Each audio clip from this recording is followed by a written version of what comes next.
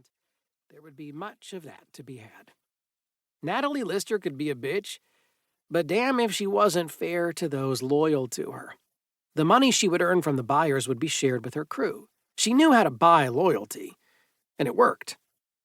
Well, I hope those drills work, he said, watching the smoke drift overhead. The big old Ragnarok does not seem keen on hosting us for much longer. In due time, we're going to see black skies and... He threw his hands against the dashboard, keeping himself from falling forward and breaking his nose against it. June had hit the brakes without warning, the hardened tires kicking up dirt as the rover came to a stop. Hart, being dumb enough to not wear his safety belt and too preoccupied to pay attention, suffered the fate his superior successfully avoided. He struck the back of June's chair where the tool rack was hanging. "Damn it, June," he snapped. "What the hell's wrong with you?" "Shut up, Hart," Revel said. He picked up his rifle and held it close, unnerved by the obstruction in their path. It was not one of rock, dirt, or wood, but terlambit steel. He recognized the arrow-shaped body of the knife wing, the standard aerial patrol vehicle used by the Czar system and the independent contractors it supplied resources to. It was 20 feet from bow to stern, its hull originally a smooth silver plating before buckling under the force of the crash.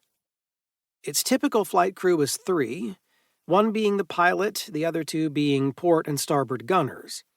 Though typically a patrol and response vehicle, it could hold up to 12 passengers at once. Not a single one was in sight. "The hell happened here?" June said. He, too, was gripping his weapon. Revel stepped outside, his rifle armed and pointed low. "Let's find out." He approached the crashed ship, immediately noting the strange markings on its hull. All along the shafts and the wings were multiple abrasions of different size and shapes. Some were in long, narrow lines, only a few millimeters deep. While not detrimental to the overall integrity of the aircraft, it was still alarming to see. Outside of military-grade weaponry, Revel could not think of much that could do so much as even mark the skin on these tough birds. Then there were the little craters. No larger than 1 inch in diameter, they resembled bullet impacts. Revel could not think of any projectile of that caliber which could penetrate this armor so deeply. There were at least a dozen of these little holes, each one 2 to 3 inches deep. He approached the cockpit and peeked through the shattered forward visor. The glass had been shattered, either from the crash or some other impact. The pilot was gone, the harness in his seat appearing to have been slashed with a sharp instrument. June had gone around to the fuselage entrance located on the neck of the aircraft.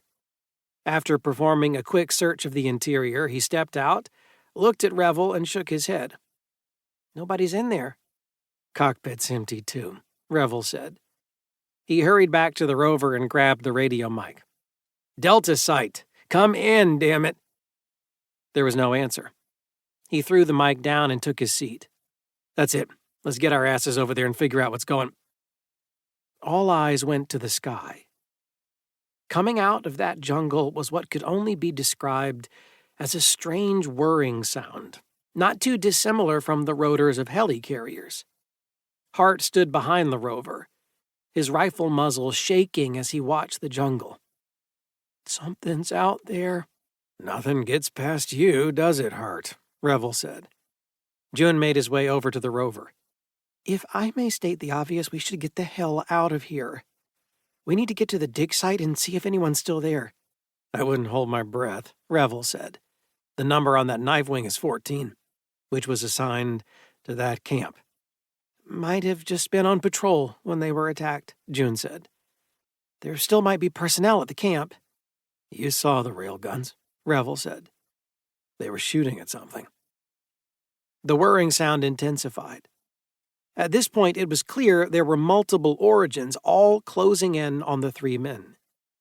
June's determination to check the camp vanished. Right now, he just wanted to be anywhere but here.